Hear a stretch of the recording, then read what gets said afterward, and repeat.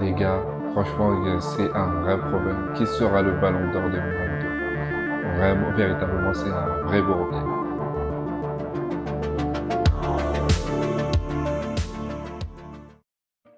Le premier nominé, Erling Haaland, voilà, âgé de 22 ans si je me trompe pas, il a déjà converti 0,48 buts par match et en plus le gars il a déjà 36 buts marqués pour sa première année avec le Manchester City. Ce qu'on peut souligner c'est que le gars il est archi précoce, il est largement légitime pour être le Ballon d'Or 2022. Ça j'ajouterai tout à l'heure.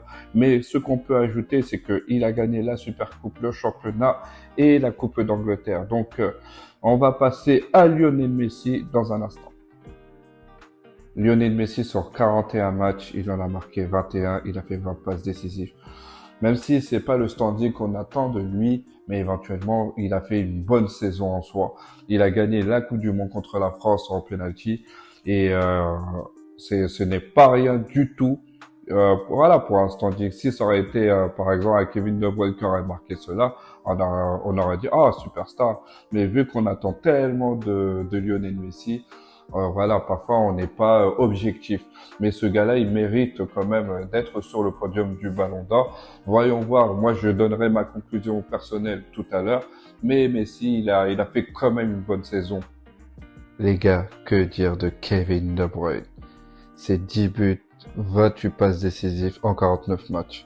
Son apport offensif a toujours été bon. Maintenant, on va regarder depuis le tout début avec Manchester City. C'est 495 matchs, 131 buts, 189 passes décisives. Et on va pas se mentir, il a toujours été bon. Techniquement parlant, il n'y a rien à dire. Toujours de les bons placements derrière les attaquants pour trouver Erling Haaland. Est-ce que ça fait de lui le Ballon d'Or 2022-2023? Moi, je vous donnerai tout à l'heure ma conclusion. Mais en tout cas, le joueur, il est archi chaud, archi très bon. Donc, voilà. Maintenant, on va passer à la conclusion. Passer à la conclusion, pour moi, la troisième place, pour moi, je vais me faire tirer sûrement par les réseaux, c'est Lionel Messi. Ok, il a gagné la Coupe du Monde, mais avec le PSG, ça a été pas vraiment une catastrophe en soi parce qu'il a fait une bonne saison avec ses 21 buts et 20 passes décisives. Si je me trompe pas, mais éventuellement pour moi ça suffit pas pour le désigner parce que quand on regarde ce qu'ils ont réalisé les autres, on va pas dire il y a un monde d'écart, mais quand même ils ont mérité largement plus pour gagner le Ballon d'Or. Mais en soi, il a fait une bonne saison en soi, mais pour moi, c'est pas vraiment suffisant. Sachant que oui, il a fait une très bonne Coupe du Monde, il a gagné contre la France en penalty, mais pour moi, ça ne suffit pas. Maintenant, le plus gros dilemme de l'histoire. Hein. Si on parle, les gars, si on parle plus football, c'est Kevin De Bruyne. Mais si on parle, voilà, de nombre de buts marqués, quel est l'impact qu'il a donné à Londres, il mérite aussi le Ballon d'Or. Mais franchement, le choix, il est tellement difficile parce qu'en fait, je crois que c'est le plus gros choix, le plus grand des choix qu'il faut choisir, un Ballon d'Or 2022, mais le choix le plus pire de l'histoire. Là, je pense que éventuellement, si Messi a le Ballon d'Or, ça va être un scandale encore. On va dire oui, effet médiatique, et moi, je serais largement d'accord.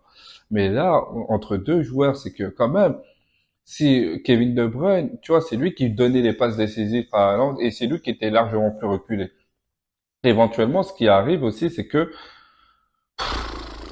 Haaland, oui, il tuait les matchs, il a marqué 36 buts. Après, en soi, je sais qu'il va la gagner plus tard, tu vois, le Ballon d'Or.